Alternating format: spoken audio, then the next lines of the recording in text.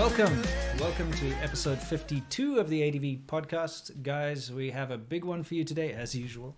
And we're just going to jump right into it. Are we? What are you, Philip DeFranco? No. This is our new thing, is when you say something and I say, what are you, this? This has like become our thing. Yeah. Anyway, so let me... you want to preface? Go ahead. Oh, yeah.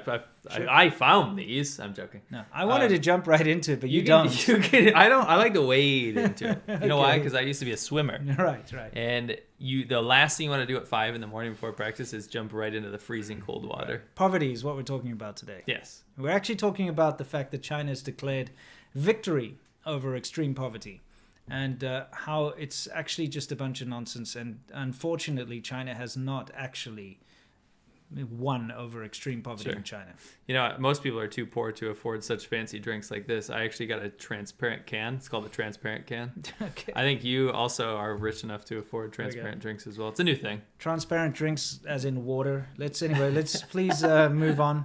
So I don't wanna. We're going to talk about what's new, and we talk about new things in China usually, you know. But we wanted to bring it something a little bit kind of funny, comical, I suppose. We always do that. Why do you always have to preface? You're the one that doesn't jump in. You're the one that wades into everything. Watch this, guys. Okay. So I found these. Seymour came across these really funny things. You want to explain what it is? Yes, I found a couple of these on TikTok, and I did some Googling. Right. Or some Baiduing. Mm-hmm. And it turns out I found a bunch of videos that are for Chinese workplace safety. Right. And there's a saying in China. It's called, what is it? Anshundi. Yeah, Anshundi means like the safety is number one. Yeah. Right? Safety first, really. It is safety first. It's actually what it means. Now, the thing is, there's nothing special about that. They didn't come up with that. No, but we came up with something. Sure. We always say Anshundi-san. Yeah, Anshundi-san. Which means safety is third. Because it's usually money. Mm-hmm. And I would say probably guanxi, like connections, and then safety. We've had our fair share of safety problems within China. It's one of the least safe countries I've ever seen in my life. Yeah, it's just insane. So these are these safety training videos, especially for these laborers, are welcome. Are welcome because of how dangerous it is. But they're very funny too. I mean, you know, before we move on with these, just remember when we had our motorcycle shop. Yes. You know, there's no such thing as safety standards or anything like that. We were just welding things, cutting things up with no goggles. No one will ever care. No one cares, right? I've seen people, we see them all the time, welding without a welding mask, just welding and looking at it as they're doing it, like restaurant or menu. Like a restaurant menu with some glasses in there. Yeah, we should have got that. I've got a footage of that. I know. Yeah, we should have put it in. You know, when they install an air conditioner, a guy will be like 30 stories up and climb out a window just tied with a piece of rope. Yep. You know? One time I saw one was surprised.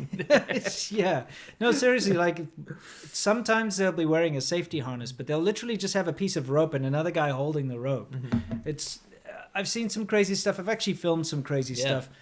Maybe next week we'll show you some of these things. But anyway, let's get into what you found here, which are these safety videos. Yeah, you can probably move us or something. We're kind of blocking. Yeah, I guess we'll get out of here so people can watch. You ready? We'll go blow by blow, each one. So let's go.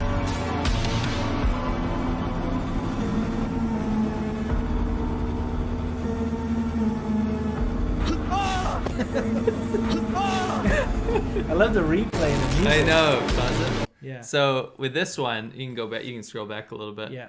With this one, he's forgot to latch something. That brought me back another footage I wish we put in here. It was when my roller coaster wasn't latched. Yes, in Vietnam. Yeah. That could have happened to me. What is he doing, by the way? It looks like he's trying to throw more lights on the trees or something. He's in a cherry picker. You know how they do that in China? They always put those white lights on all the trees. Sure. Usually around festivals, people are putting up lanterns or whatever. So he's bit the dust. I just love the replay, though. Me too.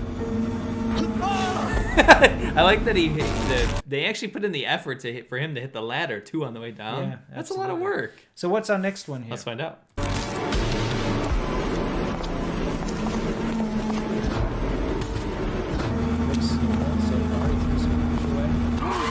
Oh! Nice. Hey, at least he had a helmet on.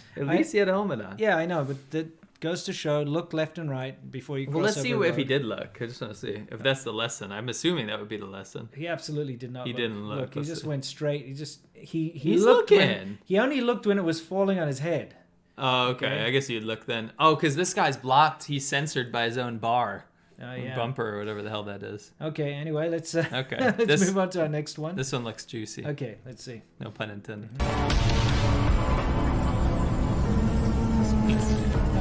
Why is he kicking the belt? Stuck, I guess. Oh!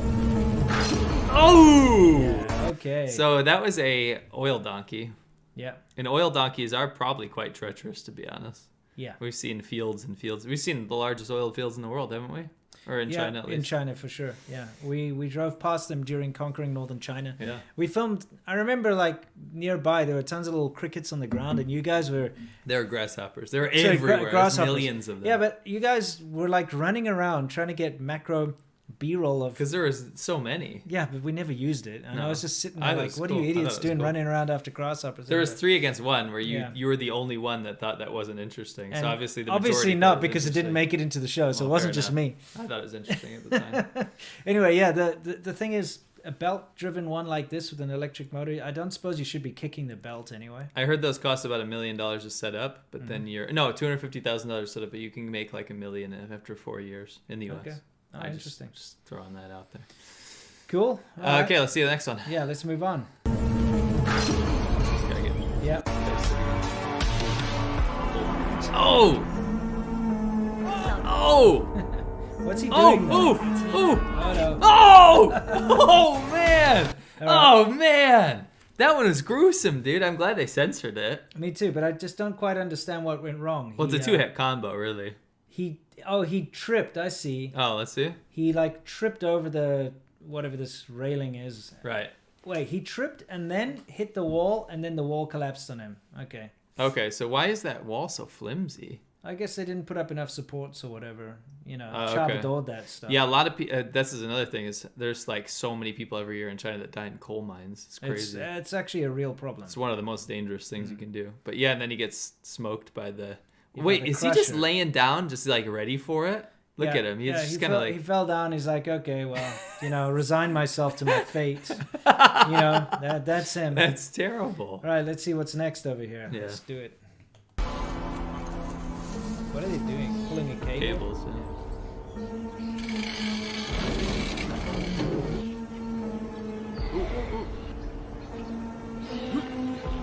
Bye. Whoops. Wow. Yeah, the music is what gets me. Yeah, that one. See, that one requires a lot of bad things to happen at once, really. Yeah, but it's very straightforward, common sense workplace safety, and there's a lot of construction sites in China. Obviously, it's massive. Everywhere you go, it doesn't matter what city you're in, there are new buildings being built. There's some kind of construction going on. And you do see the signs up there everywhere that say Antren DE. And, they do, at least in Shenzhen, they would try their best to make sure people are wearing a hard hat and things like that. But it's one of those things that kind of, after a short time, you start to see people just not caring. If they can get away with not following safety procedures, they won't, especially if you move out of the bigger cities. And workplace, especially factory injuries are massive. I used to train doctors in this one hospital in Shaojing, and its specialty was hand injuries. Right, I saw that. You took me there. Yeah, it was... not to get work done. Yeah. No, it was horrible because, I mean, I say horrible, but it's just a harsh reality because I would go in there once a week. It's quite a long journey. It would take me about an hour and a bit to get there from where I used to live. Anyway, I go in there once a week to go and train a group of the doctors there. And every time I went in there, because their little like auditorium room that we used to do our training in was just part of the hospital. It wasn't like separate from the actual patient rooms. It was down the same corridor where people were being treated and like recovering. And every time I'd see these horrendous like mangled hands. Yeah. And the fact of the matter is that hospital was specialized in repairing damaged hands. I saw the sign. I remember when we were going by it, and I was like, you were like, this is where I train doctors for hand injuries or whatever. And I was like, yeah, let's go meet at the hand hospital. Like, who's ever said that? Yeah. Like a hand hospital? Yeah. But the thing is, in that area in particular, there are a lot of factories. And so that's I get it. I get why. They all get mangled and chewed up. And anyway, that's it. when we were looking at those very funny videos, It was more of a realistic thing to me. Like, it was bringing back some really bad memories of videos or things I've seen in reality in China. Yeah. And so I'm picturing these. It's really bad CG, but I'm really picturing what I've seen. Yeah, it's scary. That's one thing that you don't really get exposed to. Maybe in the beginning era of the internet, you'd see like terrible things. There'd be people sharing things that were just like horrendously gruesome and all that kind of thing. But also remember, in the beginnings of the internet, there wasn't very efficient compression and stuff, so you couldn't get a lot of video. You'd see pictures and things. But in China, if you've got WeChat, oh man, you get sent videos. People share them out like wildfire of people getting like just killed. In factory accidents, or you'll see like an explosion, or you see whatever, and you see a lot of death on WeChat. Obviously, depending on the groups you're in, but people just share this stuff without warning, and it's not. It'll be in like groups with like old family members and stuff. They'll share. It's not for fun. They're like, be careful, and they'll play like sad music, and someone's head's getting blown up by a truck tire. Someone's getting run over or whatever. Right. You see a lot of this death on WeChat. It's quite crazy. I just thought we'd put that out there. Sure. Yeah, sure. Yeah. Okay, anyway. So we're going to hit our next segment in a minute. We're going to go into our main thing, which we're talking about the whole poverty thing in our soft power hour, but we're going to answer some super chats first. Sure. So what Charles Womack says, any update on Timcast, Joe Rogan podcast appearances? I've been leaving comments on both their channels in hopes of them reading them.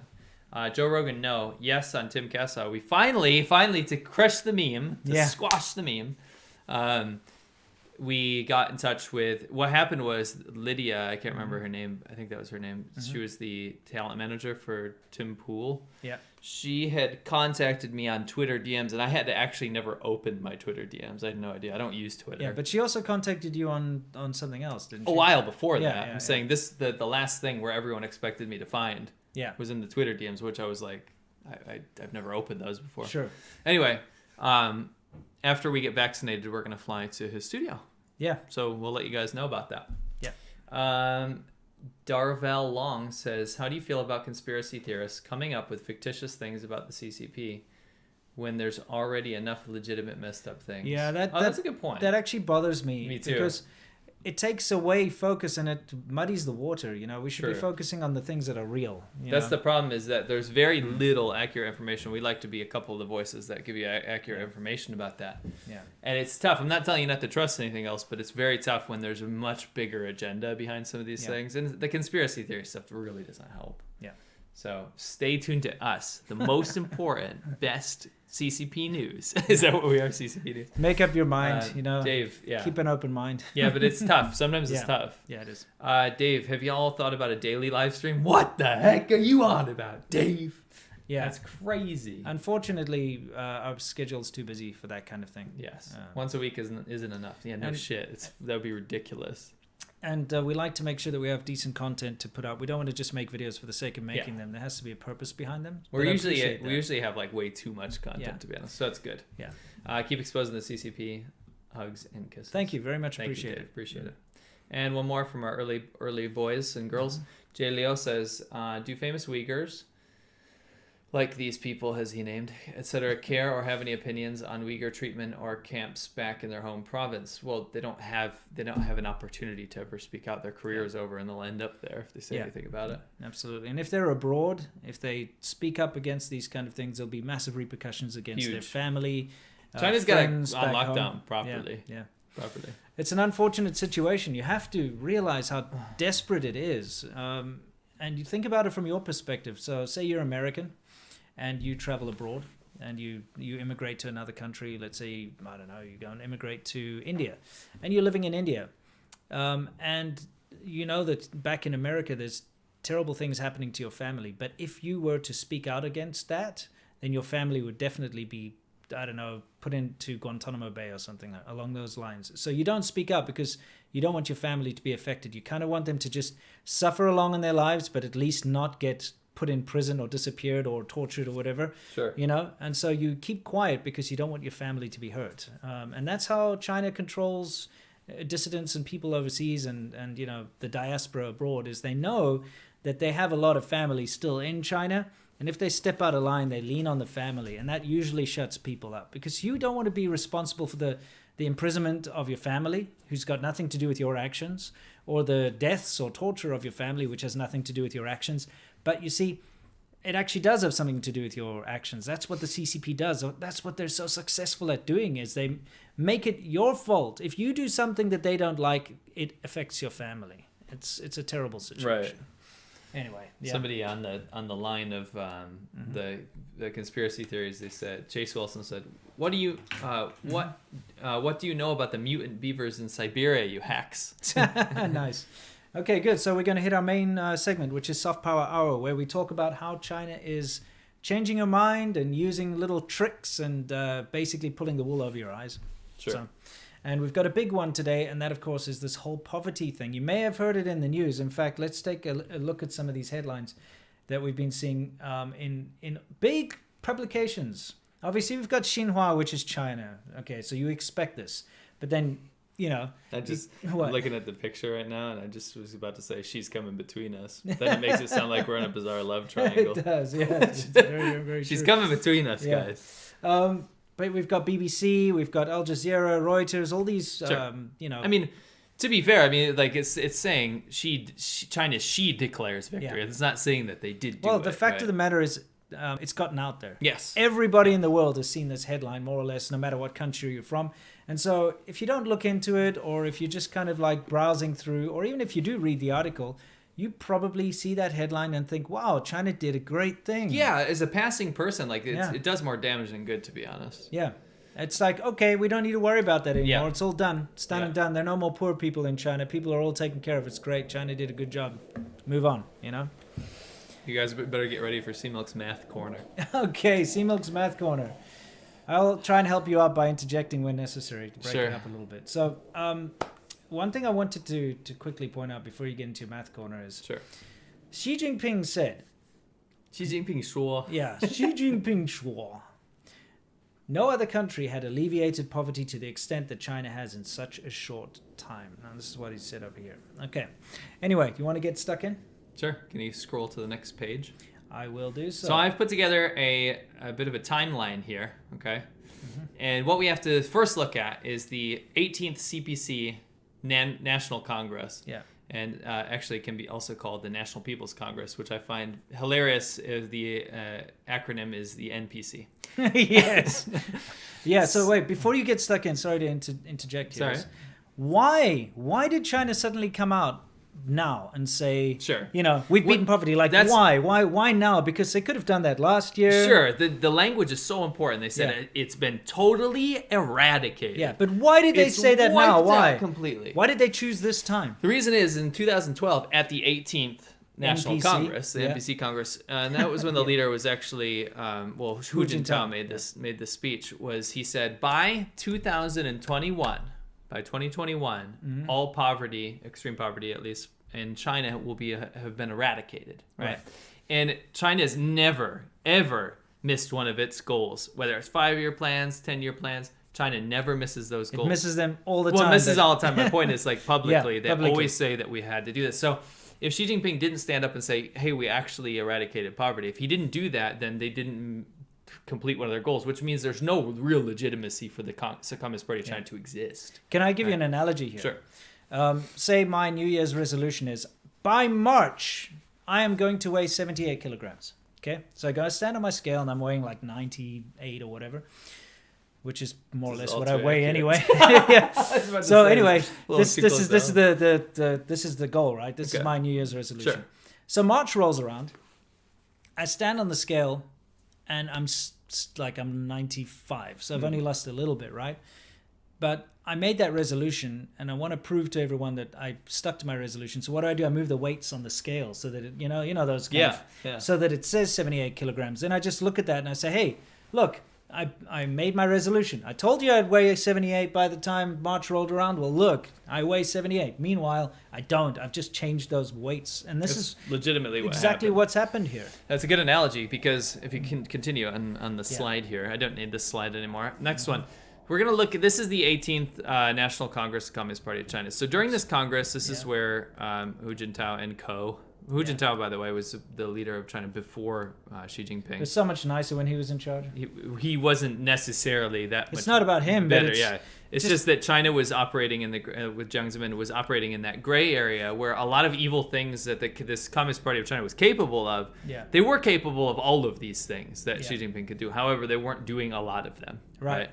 It was absolutely not a free country. No. Don't get me wrong. No, absolutely not a free country. But it was definitely on the trajectory of maybe they're going to liberalize. Sure. It looked better. And actually, to be honest, when people were talking about Xi Jinping being the next dude in power, they were thinking he was going to be the guy that liberalized the country. Yeah. Whoa, were they wrong? Were they wrong? Yeah. Holy Mao 2.0. Why is he wearing the same colored tie and stuff as me? Ah, crap. Did you guys color coordinate again? It's possible. So, anyway, so this is the 19th. Congress, right? The NPC. NPC. Yeah, I know. Make your own jokes at home. Yeah. The NPC here is a absolutely sinister looking Jabba the Hutt dude sitting in the middle there. What an absolute wanker. Yeah. And you see all these masked folk in this Congress. So anyway, they had to make this. They basically cover their goals, their progress on their goals, what their goals are going to be in the future. Look at this little. He just I creeps just me hear out. Jabba the Hutt in my head. Yeah. He creeps me out, dude. Yeah. He's just sick. Anyway, this is Li Keqiang. Keep this guy in mind when we go through our math corner. Sure. But anyway, so Xi Jinping gets up and he goes, okay, it's 2021. It's done. All the poverty's gone, guys. Don't worry about it. And yes, if you look, this is a graph from the BBC article. Yeah, let me get us out of there for a second. If you look at this, it looks pretty nice. Let's break this down. Sure. So 1990 is where this graph starts. Now in 1990, it says about 750 million people, so more than double, or more than half the population of China was living in poverty, right? Yeah.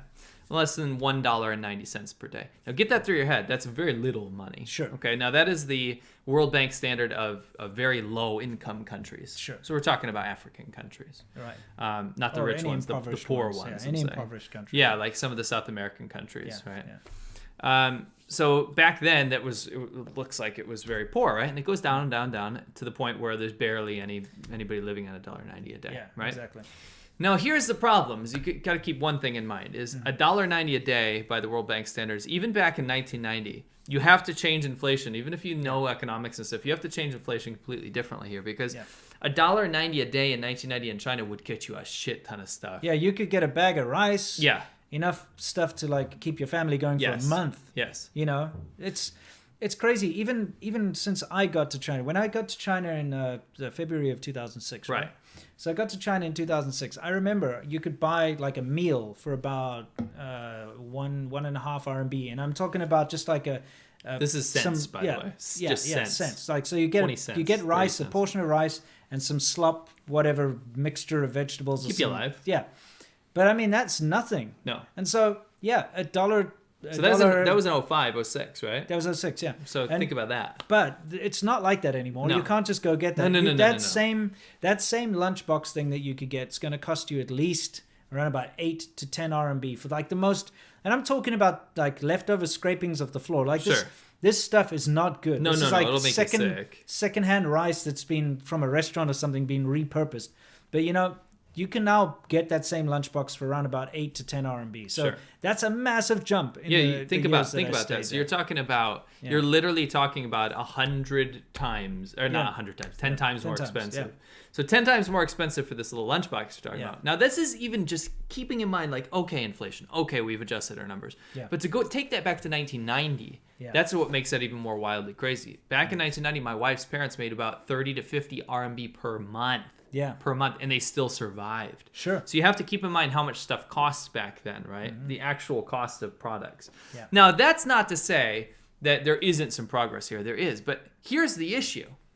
China is going around using this metric for extreme poverty at $1.90 a day, but the World Bank disagrees because even if we use the World Bank's standard, China is not considered an impoverished nation anymore, right? And hats off to China, but you are now considered a middle to high income country, okay? Sure. That means the standard of poverty is actually $5.50 per day, okay? Right. Now, if you actually bring it to that level, $5.50 per day, that means that not only is China not eradicated poverty, right? So this is the correct metric we should be using. Yeah, $5.50 a day. $5.50 a day. That means that China is currently more than 25% of the entire population is living in abject poverty. Yeah. That's a quarter of the population. That's millions of people Yes. still living in abject poverty, because $5.50 a day is very little. Yeah. And that's the metric for these countries. But I'll do you one better. It's hundreds of millions of people. I think that's what I said, did I? You said millions. I meant to say hundreds of millions. Hundreds of millions of people. Yeah. Hundreds of millions of people living in abject poverty. Now, Right. I'll do you one better. Let's look at actual breakdowns of countries' poverty lines, okay? Sure. So let's look at the thing I put together here. All right. If we look at the fast forward US. a little bit, and I'm getting there. And I don't think this is... I'll just pause it here. I mean, Yeah. you can let it wear... I want to see that nice title come out. You know, Sure. you put so much effort into that. Thank There you we so go. much. It really... This is Charlotte, North Carolina, by the way. Yeah, I took that drone footage on You my did. trip. So I just picked a random neighborhood. You know, Yeah. I just figured that looks pretty average. It's not pretty average. It's houses on a freaking lake. Okay, that's not pretty average neighborhood. That's a nice. Anyway, it doesn't matter. I grew up near a river. Okay. It's like the People average. got their own boats. Those houses are probably a couple $100,000. Probably Okay. about pretty average for the U.S. Right, okay, I'm right. talking about California prices here, Okay, bro. all right. Holy crap. Okay. Anyway. $13,000 a year is the poverty line on average. Now, each state, you guys might find this interesting. Each state has its own poverty line. Right. But the kind of just the general consensus we can say is about $13,000 per year. So you can picture this, right? If you worked at McDonald's for minimum wage, you're making well over the poverty line. Right. Can I just quickly interject and say that $13,000 a year is about the salary of a doctor in China? That is correct. That's a good tidbit. Yeah, so that's actually really good that you threw that in there. Yeah. So $13,000 a year is about what a doctor is making in China. Yeah. That's the poverty line of the U.S. Now, before you jump down my throat and say, "Oh, C-Milk, Winston, you stupid because China's standard of living is so much cheaper." Bullshit. Yeah. Housing prices are out of control. I could buy a house in my hometown with a massive yard, and I have access to free good schooling, New York schools, right? Yeah. And I can still live probably with my family. I could probably live on $50 a week for groceries if I really wanted to stretch it, right? Sure. I could live cheaper with a much higher standard of living is my point. Right. When you compare that to China, yes, you could live with dirt floors and like random electricity going out and buying like, instant noodles and boiled rice. You could do that. Sure. But to have a similar standard of living, it's much more expensive. Yeah. It's much more expensive than what you'd have in the U.S. So I do think it's a fair comparison, especially when the Chinese government is trying to tell everyone in the world that they're going to surpass the U.S. They've convinced all of the Chinese populace that America is basically poorer than China. Sure. So let's start using this comparison. If China's going to play on the big stage and the World Bank's going to up their level, right? Let's play. Let's look at China's poverty line. Okay. This is what they declare for themselves. Let's get this lovely drone footage for a second here. Move in to the next one. That must look really nice during summer there. Yes. It's Yeah. a very nice place. And We're really letting this ride out. Let's just keep looking at this neighborhood was in Charlotte. totally. I was meant to be talking over it. Okay, yeah. Maybe we shouldn't have paused it, but whatever. Yeah. Yeah. We'll just enjoy it, really. Okay. So this is the standard of poverty line in China from the data that I was able to pull up. Yeah. So it hovers between $461 a year and $690 a year. But let's just, whatever. $461 is the official data I found. Yeah. Yeah. $461 per year is the poverty line of China. So yes, Xi Jinping, congratulations. China's eradicated poverty because $461 a year is your metric. That is literally the average metric of some places like Somalia and stuff. Yeah. How are you supposed to survive is my question. Now, I mean, having lived in China for so long and traveled around, you still, if you go to the poor places in China, the prices drop drastically. Okay, that's true. If you're in any kind of city, forget about it. But when we did all our motorcycle road trips, you'd pull into in Guangdong's rural Guangdong, you go to some little noodle place, and you could still buy a bowl of noodles for 2.5 RMB or something. You can still live really, really frugally and cheaply, but you have to live dirt poor. Right. You really do. It's not a very nice lifestyle. No, I mean, I have friends up north, and they weren't poor. They were middle class. Yeah. They were living in houses without showers in them. Yeah. So, I mean, here's the thing. Again, just to reiterate, do you think that $460 a year means you're not poor anymore? Because to me, no. No. Even if you live in those really cheap rural parts of China, you struggle like hell, okay, to make ends meet. And it's a good thing China has such a tight-knit family situation because families have to help each other out. And, you'll always have people pulling their resources together in order to survive. And that's why the hardy folk out in the rural countryside and stuff can actually survive. Because if it's just them, if it's just like a nuclear family, or if it's just a single person or whatever, there's no way you can survive properly on such a small amount of money. You know? So I have this is the real bombshell. Okay. And those are good points. Mm-hmm. Remember Li Keqiang, the guy I showed you in the beginning? I don't want you to have to hunt for him again, but... No, he's got glasses. He's got glasses. He's the premier, right? Mm-hmm. Now, he said something, and this wasn't in private. This is something he said. He basically said, we Chinese people need to stop bullshitting, okay? Mm-hmm. The real statistic here, guys, is that this is last year, so it's current numbers. Yeah. 600 million, he said over 600 million people in China still live on less than 1,000 RMB a month, okay? Yeah. 1,000 RMB a month is, I'm looking at my notes here, $154 a month, okay? Yeah. So if you do the math at the end, it's sub $2,000 per year, okay? So that's half of the entire population of China, so almost double the population of the US, half the population of China is living on less than $2,000 per year. Sure. That is current statistics, and that is the premier of China saying this. So yes, you throw out these numbers and stuff. The thing that bothered me about all this was we're looking at these articles bringing attention to all this stuff. My real issue was it was actually affecting the populace, and I don't care about like these ego contests that people have about their country's wealth. What I care about is actually the real world implications of this. Yeah. What I was seeing is that the Western opinion, I was seeing a lot of propaganda about this on TikTok, right? Sure. I was seeing the American audiences and the foreign audience outside of China, because TikTok's blocked in China. Sure. Basically saying they would have Chinese propaganda would come up on these videos saying Xi Jinping eradicated poverty. Yeah. What is America doing? Just funding your military and all this kind of crap.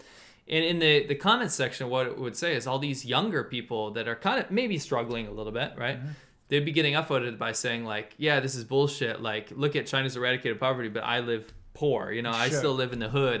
My house is shitty or whatever. You know, what they just don't understand is the absolute ridiculous metric that's being used here. And they're like, oh, can someone trade places with me? I'd rather go to China. I remember when I was a kid, I thought China was poor, but now I wish I lived there instead of the U.S. You know.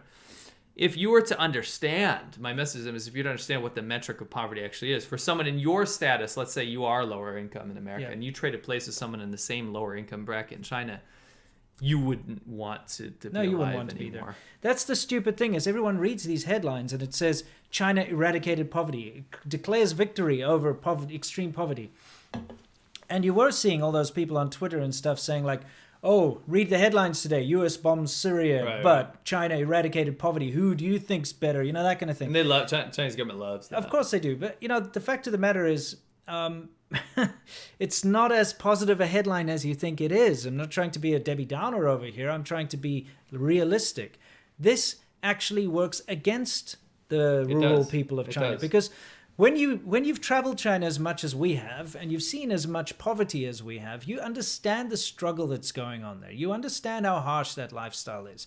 And to just blanketly say, oh, it's taken care of, is going to work against that. Because now people are not going to be apt to think that they need help anymore. All right? Right. I mean, correct. That's the be-all and the end-all of it is. If you think, oh, no, they're not poor anymore, no, don't need to send any kind of support their way. No, we don't need to send aid.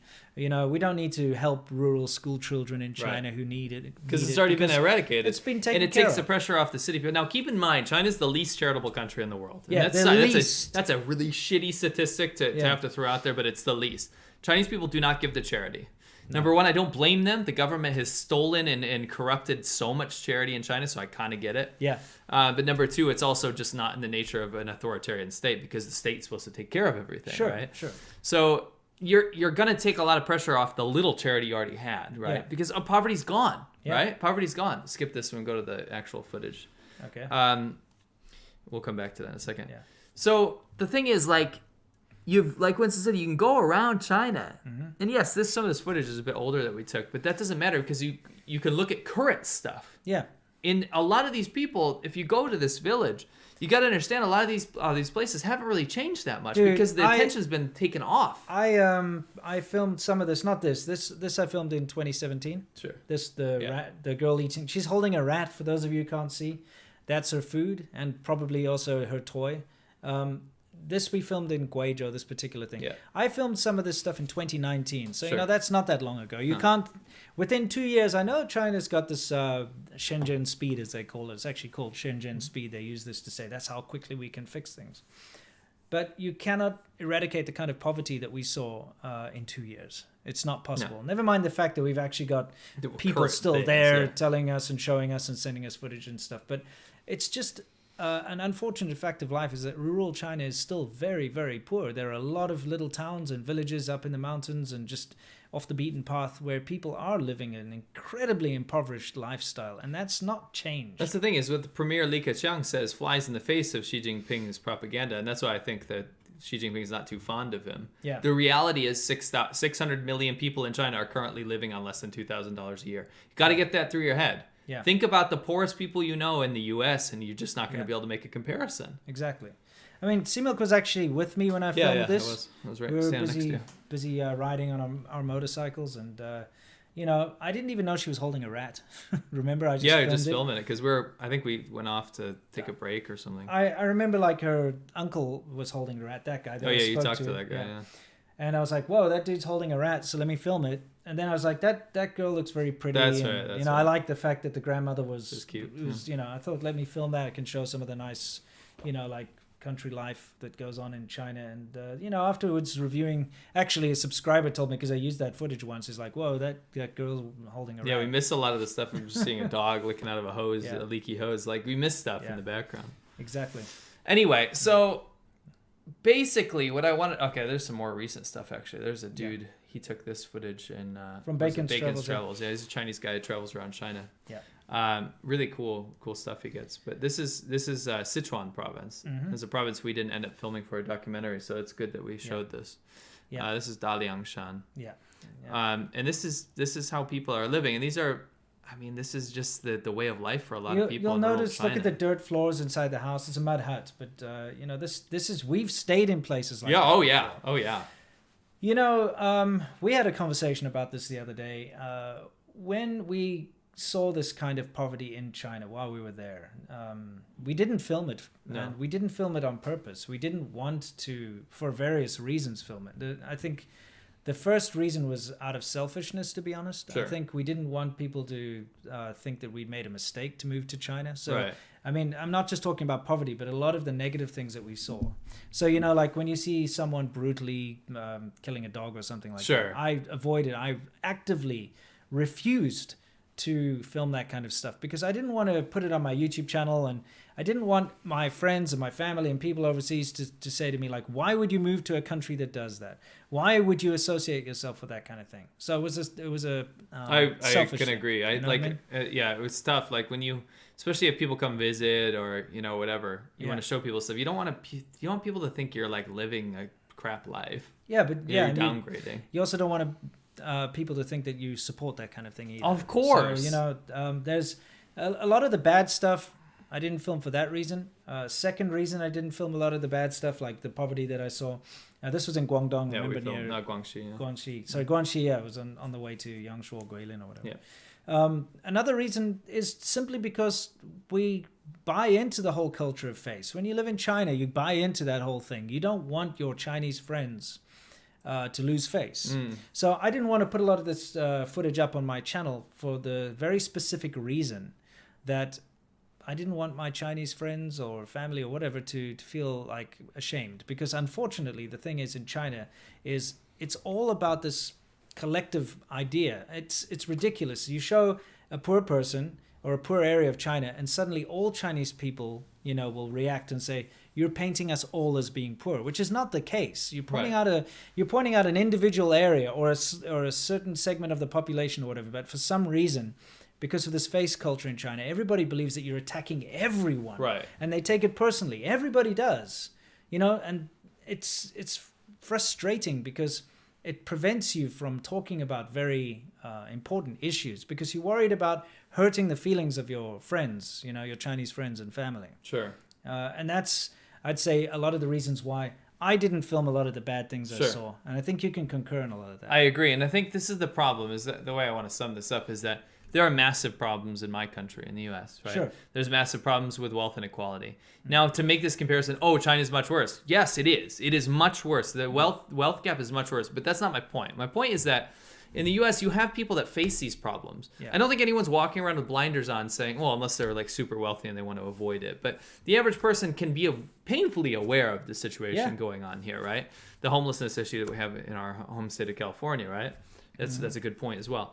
We're painfully aware of the issues here. There's also programs set up in place to help these things, right? Yeah. It's by no means perfect. It's by no means flawless, but the acknowledgement of this is so much healthier in combating it and actually getting better, right? Yeah. Than constantly lying over and over again. And that's what the Chinese government does, is constantly lie to its own people and to the outside world so that nothing is ever done. It's this constant Band-Aid over the situation. Sure. We still have 600 million people in China living in very poor conditions. Yeah. That's the reality of the situation. But China doesn't want you to know that. And it won't really do anything about that per se, because if you bring attention to that, then you've acknowledged the problem. Yeah. But the problem's already been defeated. Oh, yeah.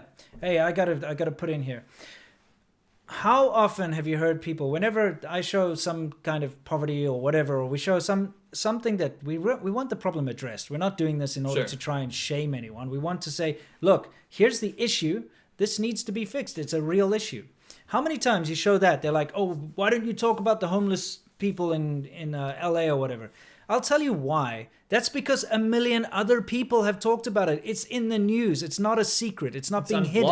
It's on blogs. It's everywhere. The reason that Wu Mao, or even me in South Africa when I was living there, the reason I know about homelessness in America is because it's in the news. It's actually covered. The American government actually allows that information to go out to the world. In fact, the American government itself is responsible for putting that information out there anyway. Yes, it's the not American a secret. Media, everybody and their freaking dog. Yeah, they go expose the homelessness. What? Who in the world doesn't know about bombings of Syria and stuff? Right. Everybody knows. Right. Who in the world doesn't know about the abuses in Guantanamo Bay? Everybody knows. Who in the world doesn't know about every little thing that America does? Everyone knows. And if it's ever tried to be covered up, you bet there's a billion people trying to uncover it, right? Everyone knows, because America and the Western world, they have this idea of an open press and being able to criticize a government and being able to criticize the movements of a government. If the Trump administration does this thing, you bet there's going to be a billion articles out there saying it's bad. If the Biden administration does something, a billion people. When the UK does something, a billion people. All the dirty secrets of the royal family or whatever, it's out there. It doesn't matter. It's called being able to discuss things without worrying about hurting the feelings of an entire freaking nation. And that's where China is different. Correct. And that's where people don't understand, is that this stuff about poverty, we can talk about the homeless issue in America all day. And everybody will have an opinion because everybody knows about it. You try and talk about the poverty in China, you get 100 million Wu Mao nationalists trying to attack you for being anti-China and saying that you don't know what you're talking about. What about the homeless in LA? It's so infuriating, guys.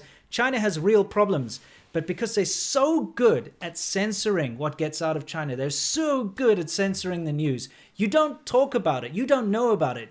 You don't know about it. I know about it because I've seen it with my eyes. So does he. And we filmed this stuff and we talk about it and it's real. But you'll never hear that from the news coming out of China, because the news in China only serves the state and serves the state's lies and only talks shit about America and talks shit about the rest of the world every day, all day. And, blows sunshine up its own ass, and sucks itself off. And that's all that it does. That's all that the media coming out of China is, and everybody else. And all these shills out there that are going out there and pandering along, they're all part of this machine, which denies the truth and doesn't allow these things to come out, And so that's my answer to everybody who's like, why don't you speak about the homeless people in LA? Why don't you speak about the bad things in South Africa? I don't freaking have to. 100 billion people out there are talking about it for me, okay?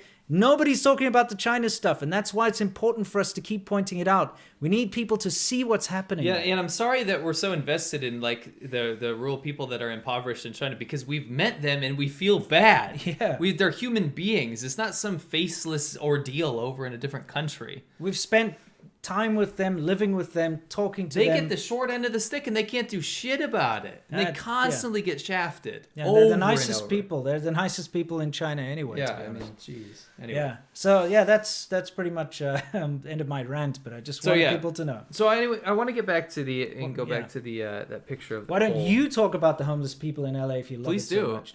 And I'm glad people do because that leads to charity and things getting done. I saw a bunch of bullshit comments here. There's some really funny characters in our things. Yeah. They're like, well, talking about it doesn't do anything. Shut up. You're exactly the kind of people that never gave a cent to anyone in your goddamn life. Mm-hmm. That's the thing is you're being a lazy piece of shit that doesn't go do something about it, right? The real charitable people that bring awareness to issues are the reason things are taken care of. Yeah, if you know someone's in need, you can help. Exactly, right? Yeah. Just because you're not giving to those people or giving to a situation that alleviates the situation does not mean that people shouldn't talk about it or that, don't even worry about it.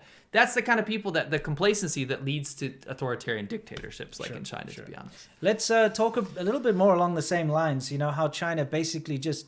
We made a word today. We're going to call, instead of Zhongguo, which is China, we're going to call it Renege-guo, because China just reneges on all of its promises. Everything it's ever said is just a bunch of lies. We're talking about the CCP here. You got something to say about... So Xi Jinping, our man, this is a nice picture of Shanxi. This is a coal area. Now, I have been through areas that look 10 times worse than this is... I can see blue. This is nice. Yeah. But I just thought it was a nice image because it shows a bunch of coal plants. But I've been through areas, especially in Western Inner Mongolia, where it was black in the day. It's scary. Some of these places that are more off the beaten track. Sure. Anyway, so China, another thing that China keeps getting credit for, that especially amongst people that, I don't know, for some reason look up to China or they're getting duped by it, right? Yeah. Keep saying that China is the green leader of the world. Right, this whole green technology. Oh, they're going to, all this. Come on, guys. Whether it's carbon, pollution, right? Mm-hmm. What's happened is that the metrics that China uses to measure pollution and carbon, all this kind of stuff, they'll use exterior cities. So when I say exterior, I mean coastal cities. Yeah. Shenzhen, Beijing, all these kind of places. Places that you might think do have pollution, they do, right? But they have been slightly alleviated because a lot of the stuff's been pushed into the interior. I'm muted. That's ridiculous. Why is that Sorry, guys. happening? Someone's doxing us. Yeah. Timestamp. Can you hear the tone of my ringtone? Anyway, you've got sea breezes and stuff. I'm literally muted. This is so frustrating. Can it just go away? There we go. Okay. I know what to do. What? No, that won't help. No, it won't. Let's continue. So, yeah. Anyway, it's been moved to the interior, a lot of this development, and it's also been pushed out to some of the developing countries like Laos and Vietnam. But that's not my point. My point is China keeps being the forefront of all this stuff because what happens is government initiatives will say we have a bazillion RMB to throw at this solar project, we have a bazillion RMB to throw at this. We've talked about the farces of all these fake solar things. We've talked about this kind of stuff. Yeah. The thing is these goals get lapped up by other lobbyists in other countries because they say, look, it's a government, so it must be verified, right? Yeah. That means all this stuff is happening without ever having seen actually where this money goes, right? There's no independent investigation to say, China says, oh, we hit this target for like carbon emissions or something. Sure. Who's checking? I mean, it's nonsense. No one's going in there and checking. It's just you have to take their word for it. So you have a situation where people are like, how come America's still using coal? Well, number one, we're using clean coal. Maybe it's not for carbon emissions, but it's filtered for pollutants, right? Let me tell you this. China keeps getting lauded as this country that's getting rid of coal, right? And so they're going to be somehow be propelling the world into an environmentally sound future. Yeah. So this is the issue. You read this. I'll put the mic towards you. The country won praise last year after Xi Jinping, I hate when they call him president. Yeah. Chairman or dictator. Mm-hmm. Dictator Xi Jinping pledged to make the country carbon neutral by 2060. Okay, it's all these pledges. Okay, yeah. You see how they got rid of poverty, right? They just moved the goalposts. Yeah, so exactly. China put 38.4 gigawatts of new coal-fired power capacity in operation in 2020. New. That's new. Okay. Yeah. So China's coal-fired fleet capacity rose by a net 29.8 gigawatts in 2020. So that's the net increase. Sure. That's the increase of their power, right? Mm-hmm. While the rest of the world made net cuts of 17.2 gigawatts. Yeah. So the world made net cuts of 17 gigawatts, while China added 29 more gigawatts in and this coal is power. coal power here, guys. This is the stuff that's bad for the environment. Correct. China further approved the construction of 36.9 gigawatts of coal-fired capacity last year, 3 times the year earlier. Yeah. So we're not seeing a net decrease. We're not seeing China cutting down. We're seeing them triple it for production. Sure. It now has 247 gigawatts of coal power under development, enough to supply the whole of Germany. That's just what's being built right now. Yeah. So we have all these green initiatives and all these politicians around the world that are lauding China for some reason, being at the forefront. China's by far and away the biggest carbon outputter of the entire world. Yeah. All the other countries, like the major countries combined, really, in terms of carbon output. Not to mention pollutants, guys. Jeez, yeah. No. So we're talking about them getting the attention and praise, and world organizations dumping money into them as well, right, for their research and development, to go out there and then triple their output. Yeah. They're getting praise for saying something is what they are. Right. It's the guy, they're literally saying, we're going to be carbon neutral. And everyone's like, hell yeah, look at China. We should all look to China. They're amazing. Meanwhile, they're saying one thing and doing something else. It's a very classic kind of Chinese Communist Party tactic, you know. The one hand's distracting you while the other hand's stealing something out of your wallet. That's how it works. And that's what they're doing with this stuff. Look, we're so green. We're going to meet all these things. Meanwhile, let's build a ton more coal plants because let's just destroy the earth. We're already stripping the seas of everything. 一边说一边投. Yeah, exactly. That's right. Yeah. Anyway, so we just thought that was a good comparison to make. Yeah. Because that whole poverty alleviation thing, I'd love to see it be the reality. I would love that for that to be the reality. Sure. I really would, truly. Me too.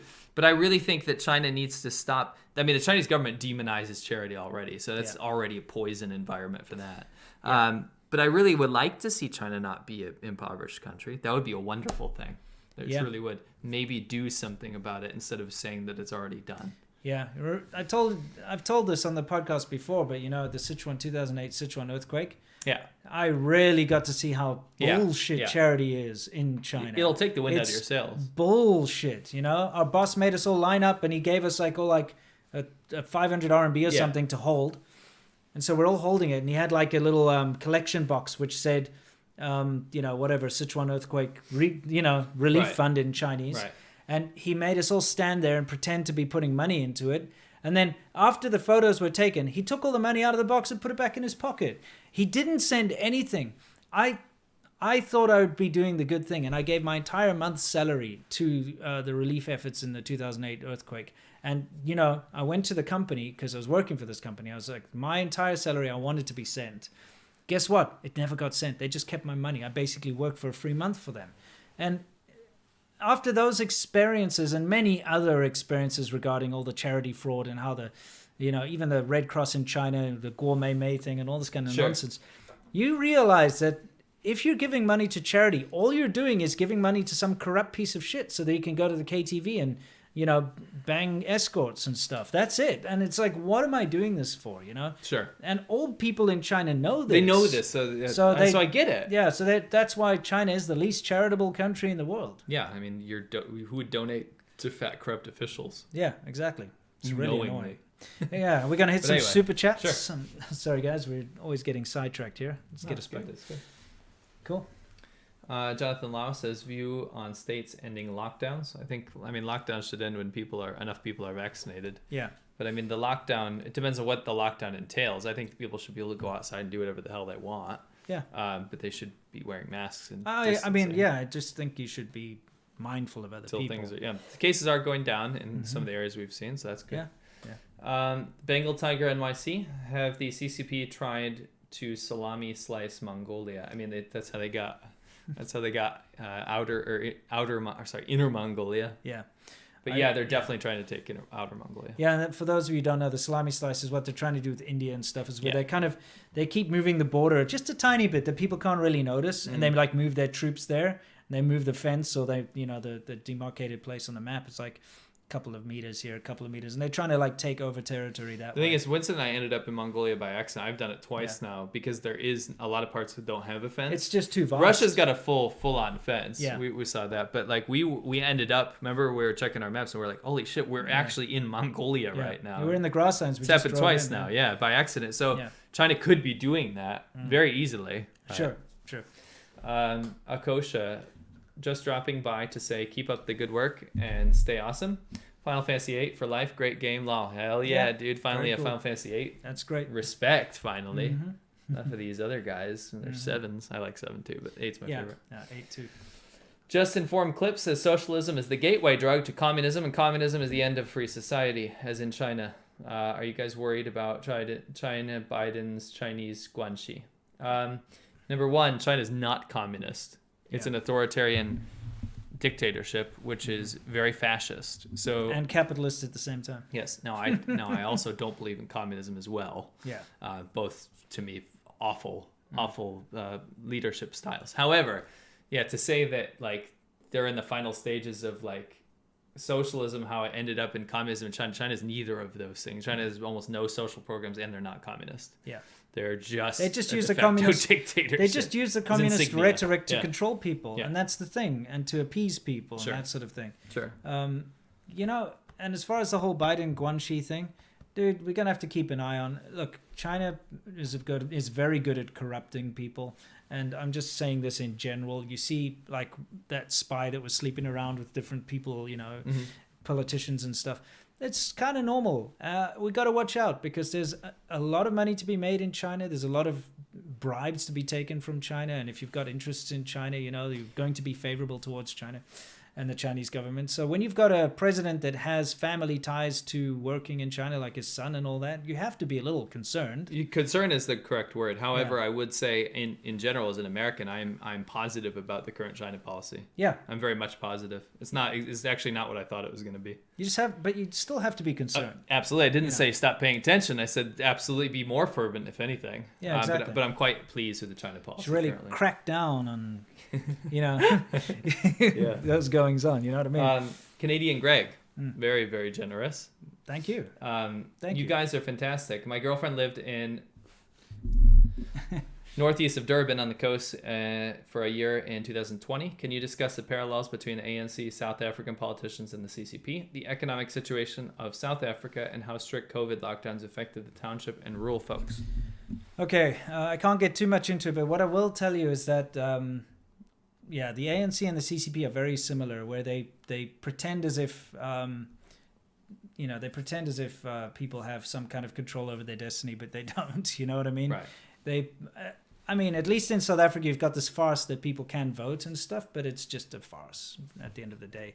It's just to make people happy because the ANC will not lose power. It'll always find a way to stay in power. The CCP at least doesn't even need to pretend with this voting stuff. It will just always be in power and always make sure it's in power. The lockdowns have been horrendous in South Africa. It's much stricter than in the USA. They have things like you can't, at least in the beginning, I'm not sure right now, but there have been stages where you need a permit to be able to travel, and to go into a different province, things like that. It's been crazy. They stopped all sale of booze and cigarettes for whatever reason. I guess too many people were getting drunk and killing each other because that's how it works in South Africa. Everyone gets drunk and kills each other.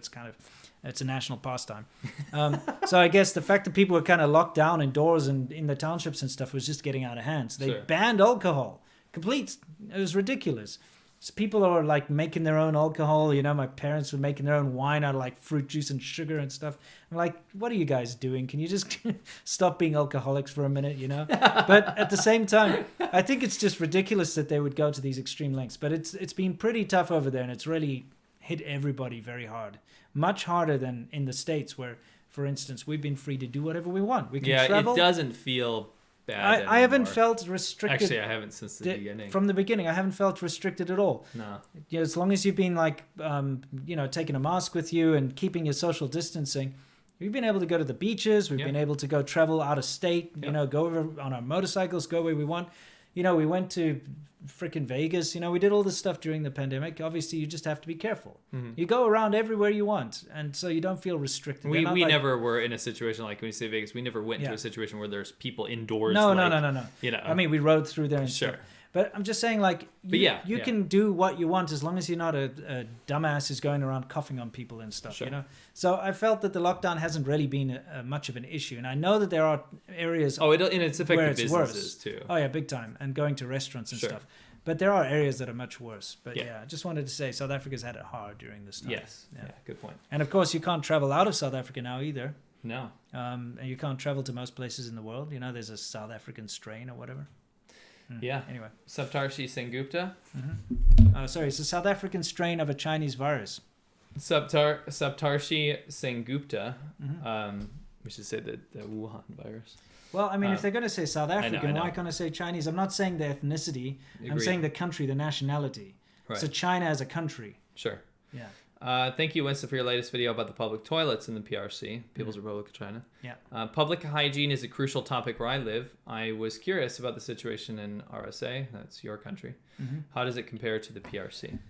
I'm going to be honest here.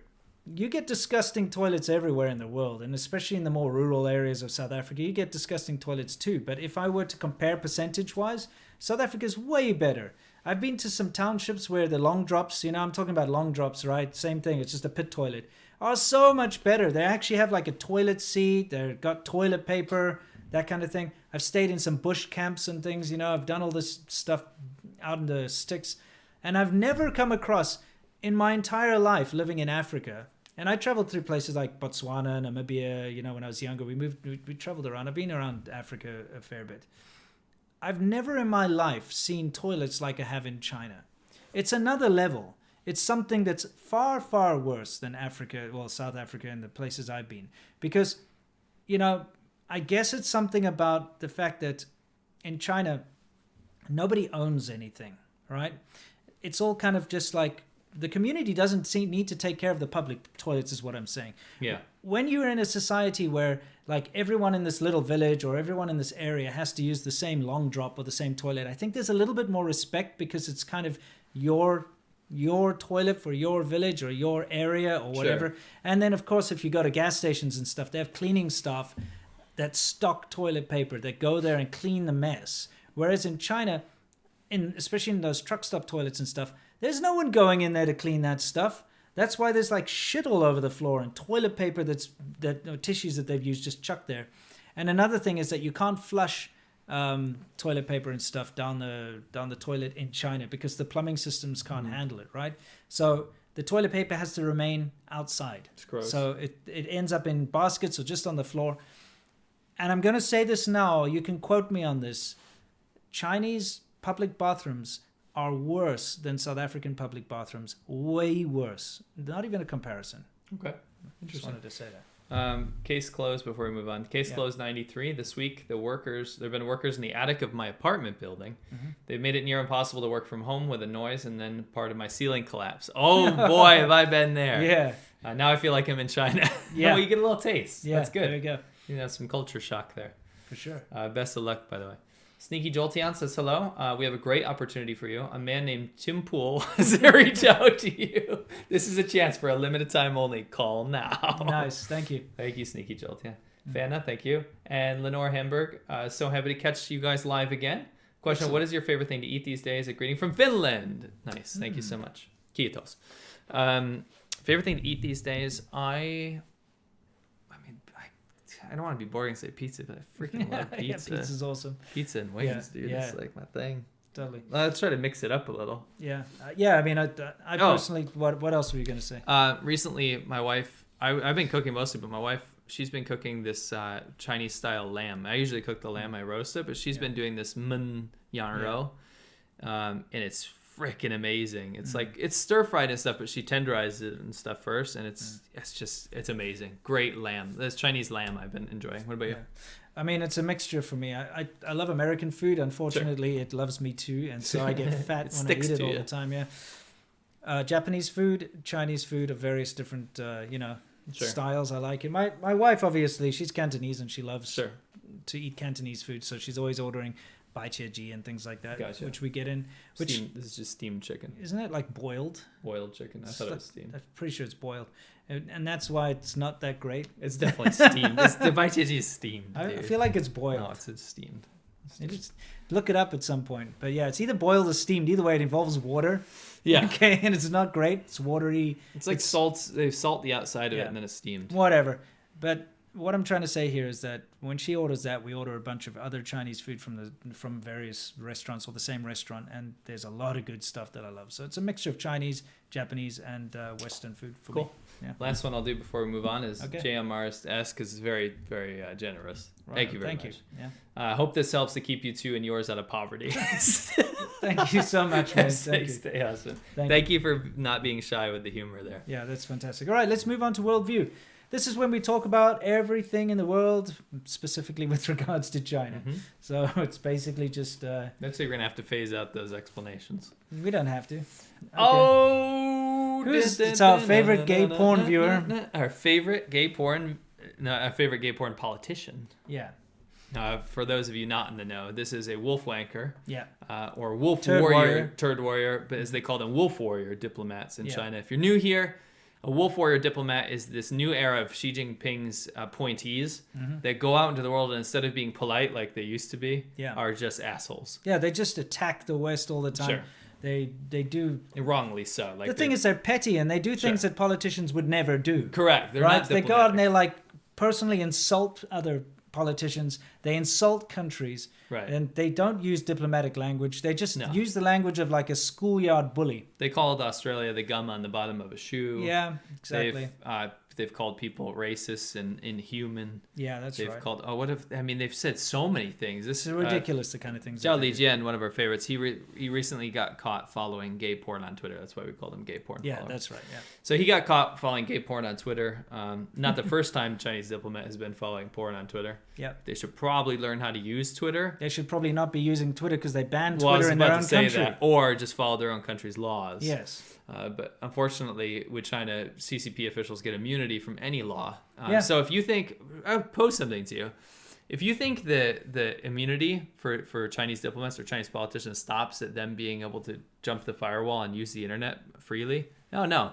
Think about what else they could be using their immunity for. Just picture what Chinese officials could get away with. Just use your imagination. They get away with a lot. Yeah. Anyway, he said, our Zhao Lijian, one of our favorite wolf wanker turd warrior diplomats, he said, and I quote, some U.S. people continue to use the Taiwan issue to hype up China's military threat. But in essence, this is the U.S. searching for a pretext to increase its military spending, expand its forces, and interfere in regional affairs. Now, why did he say this? It's because a military analyst for the U.S. said that it's feasible that China would try to attack Taiwan within 6 years. He didn't say it's an absolute guarantee. Yeah. China is very sore about Taiwan. We'll give you a 2-second rundown if you don't know. Taiwan is where all of the people that lost the civil war against the communists ran to, formed their own government, and is now an independent government, independent of China. Think about Texas, really. I mean, if Texas seceded and was its own country. Yes. So that's kind of Taiwan. It seceded in that it's not the same government, not the same currency, not the same leadership. They have their own passport, diplomats.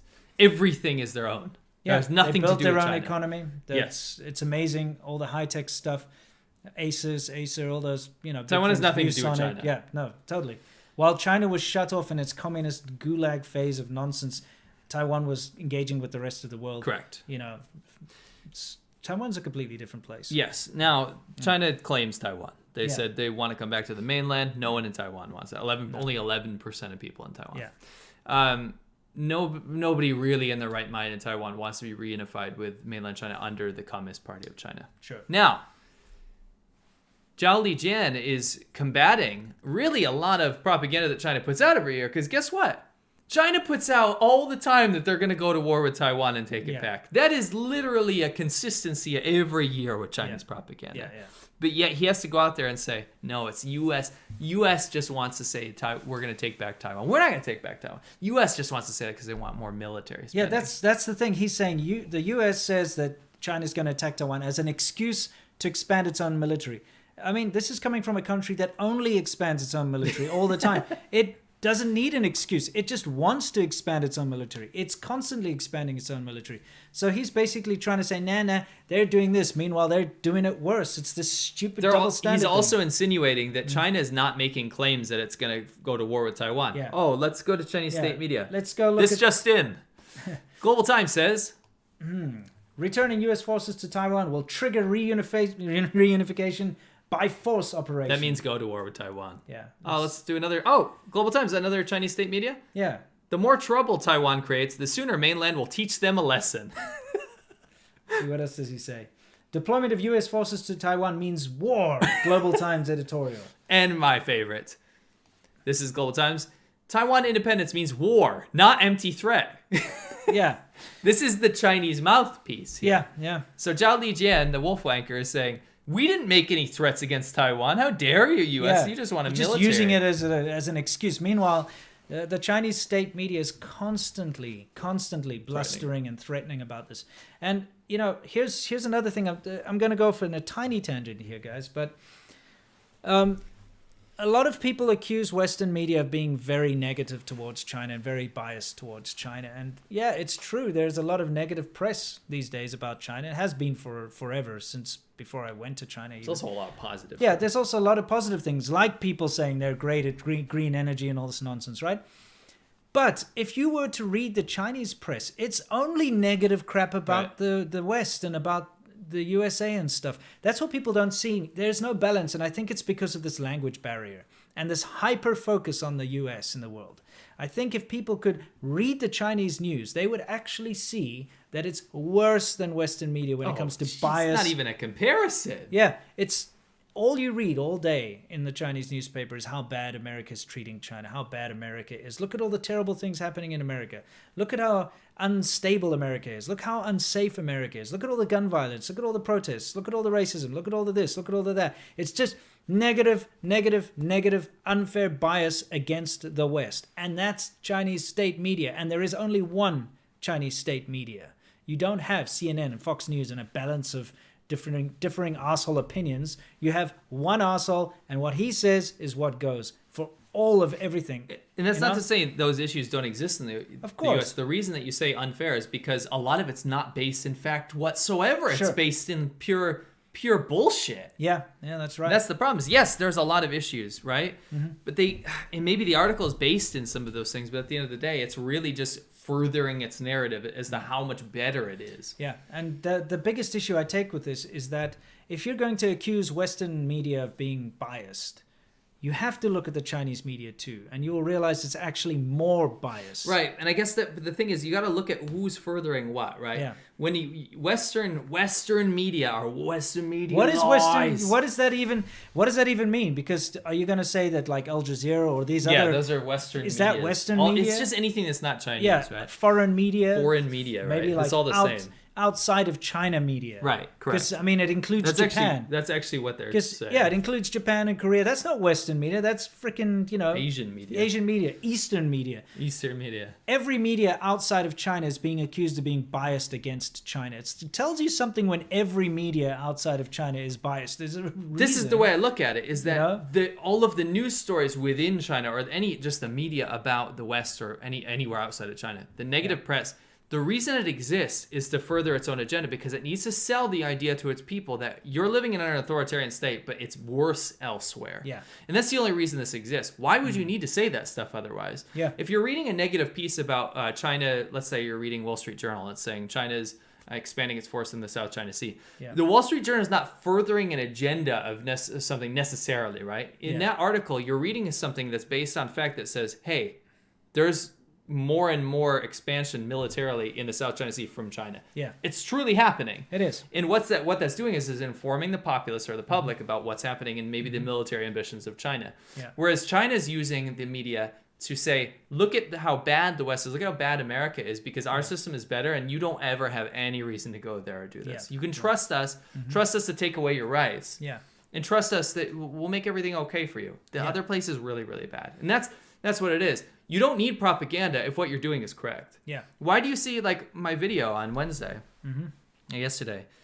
Why do you see all these YouTube channels popping up with these forced interviews with Uyghur people in Xinjiang? Yeah. Why are you seeing all these pop up out of nowhere? Number one, YouTube's blocked, right? Yeah. You're seeing tons of channels pop up with these forced interviews like, I am Uyghur, I'm very happy, I love the Communist Party of China. It's terrible. It's creepy shit. Creepy. Yeah. Why do you think those popped up out of nowhere? It's because it was in response to Mike Pompeo's statement that, hey, maybe there's a genocide going on here. And the rest of the world now that's saying, hey, there's actually a genocide going on and we have evidence of this. Right.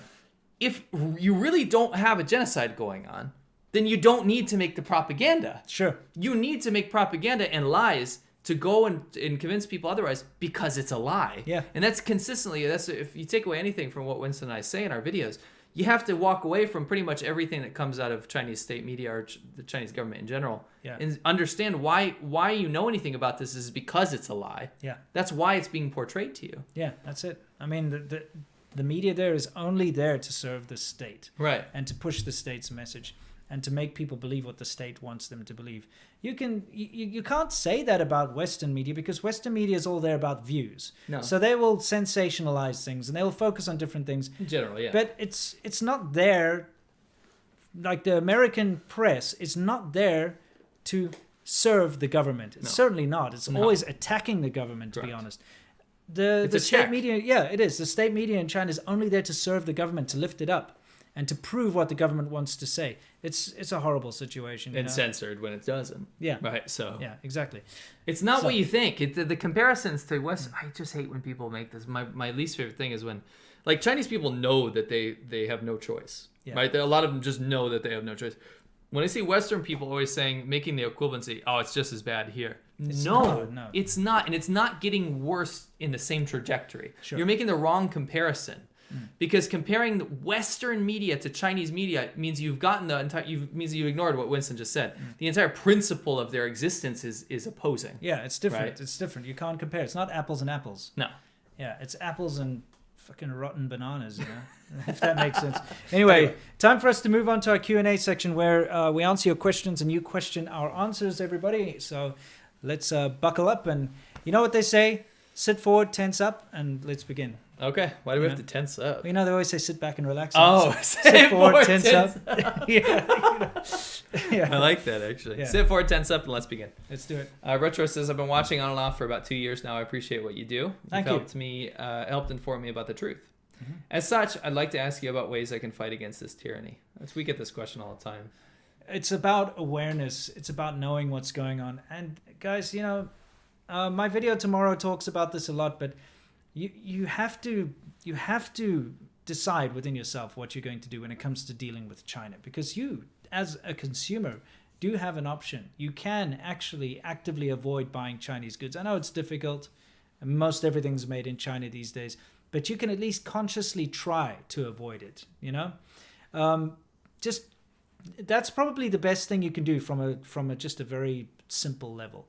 The second thing, of course, is to raise awareness about certain things. Don't be blind and try to help people around you see what's really going on. You know, maybe don't support the upcoming Beijing Olympics. Yeah, there's a lot of things you can do. Yeah. I mean, talk about it. Don't be scared. Don't be bullied out of not talking about the CCP's president. It's like Hitler's Germany existing in 2021. Yeah. Just remember that if people try to call you racist, you have to tell them that the Communist Party of China is not a race. Right. So if you're criticizing a policy, like maybe the Uyghur genocide thing that's going on, or maybe the Beijing Olympics, you don't agree with it or something, and people are like, you know, that's racist. You say, no, I'm talking about the government, and the government is not a race. The government is a government. And guess what? Another counterpoint to that, if somebody calls you racist for criticizing the Chinese government, you can call that person racist because that government's the one that's shitting on its own people. That's the one that's shitting on Chinese people and the people that taking away people's voices. So that's racist. Absolutely. Dory Y, appreciate many things you guys are doing and bringing light to a Western audience. Hope to see more great guests in your channel. Stay strong. Thank you. Yeah. Cesario JPN, thank you very much. Awesome. VS, thank you for your work, guys. What do you think if Blinken Yang talks in Alaska? The diplomatic talks in Alaska. Not that another report is out on genocide. What is the point of talking to CCP reps about just deep disagreements? That's diplomacy. I mean, like every presidency has had talks with China. That's life. I mean, to make us think and say like, we're not having any talks with you and we're not going to get anything done, I think would send a clear message. At the same time, I don't know if that's realistic.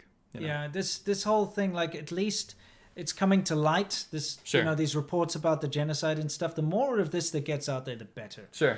Same with the Wuhan thing too. Yeah, the world needs to stand up. Right. Like they stood up against apartheid in South Africa. Sure. I'm spoiling some of my video tomorrow, but I always do that. Yeah. But guys, here's the thing. The Chinese government can justify the Xinjiang thing all they want, and they justify it in various ways. First of all, they justify it by saying it doesn't exist, which is not a good way to justify something when it does exist. Next, they justify it as we're combating terrorism and extremism, okay? That's their justification. And then, more evidence comes out.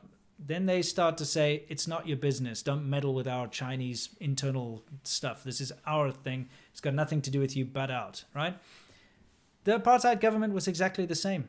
Apartheid was their way of dealing with their situation internally that they didn't like. It was their way of dealing with extremism and terrorism, or whatever you want to say. They also had Bantu education, things like this to, teach and educate people, like they say in these vocational camps. I mean, of course, it was never as bad. Apartheid didn't have concentration camps. They had areas where black people couldn't go, that kind of thing. And they had homelands that they set up where people could go live. It wasn't the same thing. It's not as extreme. But the world stood up to South Africa. It became a talking point where everybody on college campuses would sing Free Mandela songs and have, I don't know what they did, drum circle, LSD things or whatever that they used to do back in the day, and sing songs about it with their guitars and all that kind of crap. And it became a big force. The entire world stood up against South Africa to end apartheid. And if the world didn't stand up, it wouldn't have ended. It would have continued, guaranteed. There were sanctions. South African sportsmen were not allowed to compete. They weren't allowed to go out and take part in rugby and cricket and things. They really effed South Africa up to the point where there was no choice other than to move away from apartheid. So what's going on in China right now is worse than apartheid, okay, in South Africa. It is, definitely, in so many ways. The rest of the world's just turning a blind eye, though. They seem to be like, oh, yeah, we're going to just trust that it's China's own internal issue. They're taking care of it type thing. Enough is enough. If you stood up against apartheid, if you stand up against discrimination and racism, because that's what's happening with Uyghurs, these camps are for an ethnic group, a single ethnic group. It's not for Han Chinese people. It's not for Miao Chinese people. It's not for Dong Chinese people. It's only for a single ethnic group. It's discrimination based on ethnicity and religion. They're stripping people of their religion. They're stripping people of their language, their culture. If you don't see that as being wrong and you don't stand up to that, but you stood up against apartheid, then you're a hypocritical piece of shit. It's time for you to stand up against the Chinese government and what it's doing, is what I wanted to say. Anyway. Amen. Tangenting. Tangenting. Thought it was fine. Okay. Will Koala 1203, will mainland China break up into several countries like the Soviet Union after CCP is overthrown? Will we see an independent Tibet and East Turkestan? If that was the case, yes, we would see independent countries like that, I think. I don't think we've ever insinuated that we think the CCP is going to be overthrown or that China is going to break up. If anything, we're the opposite. We think the CCP will be resilient and win. Yeah. They will win. They have too much control. I think a lot of people think because we're critical of them, that means we think that they're going to fail. That's a fantasy, that they're not going to fail. But there's things that we can do to coerce the Chinese government into not acting so badly. That's where I think the most important thing is to arm people with the knowledge of how to deal with the CCP and to stop allowing them from getting away with all this crap that they get away with. Because, we're going to be in a situation where we do need to coexist, for lack of a better word. Yeah. But we have to find a way to do it correctly where the CCP is not just standing on everyone's face and getting away with everything and using the entire world as their personal doormat. Sure. John, thank you. Winnie Lee, Holy Mao 2.0. Thank you. Manjish Deb. Hi guys, love your work as always. Big thumbs up from India and the UK. Do you reckon Quad can have a substantial role in containing Chinese influence? I believe it could. I think the more international alliance where most people are involved in, the more we can stop this. Think about we have an amazing speech from somebody that sent to us the other day. I don't know if he wants us to say it, but in general, it was a person that said, and I'm not going to directly credit us, but sure. if someone who runs a big company can move their money into a situation and responsibility away from the Communist Party of China to where they're making independent decisions separate from the Communist Party of China. They don't buy into it. They're not taking their money. They don't take investment. Take investment and stuff. That can have a deep impact, right, on the future of the way things work. And if enough people do that, then a change will effectively happen. It effectively will. So I think the more international communities that we get together to see the true nature of what's happening, the better. The more that we can get past this. For sure. Audio Jack, here's your weekly salary. Don't go spend it all on one plate. Yeah, thank you. Yeah, that's right. Yeah, I like these are good poverty jokes. Sure. Poverty is no laughing matter, but you can poke a little fun at the topic. Dormice, writing a college article about China's overfishing. Do you believe seafood is consumed or wasted for face more than other types of food? Potentially yes, because of the fresh nature of it. So China's always about like fresh first, right? Sure. And that does contribute to a ton of food waste. Huge amounts. I think it's 40% of 40% of food. Yeah, that's why they have that clean plate initiative. Yeah. Well, it's also because of the shortage as well. Sure. But yeah, so seafood especially needs to be super fresh, right? Yeah. So you're going to see a lot of wasted seafood, and it's also an exorbitantly expensive food that people use to show off. And typically, the people that are going to be showing off with expensive food are the people that are wasting. Dude, there are restaurants in Shenzhen, and it's disgusting, and it turns my stomach. But there are restaurants in Shenzhen, well, all over China, really, but I saw them in Shenzhen, where you cook live seafood alive.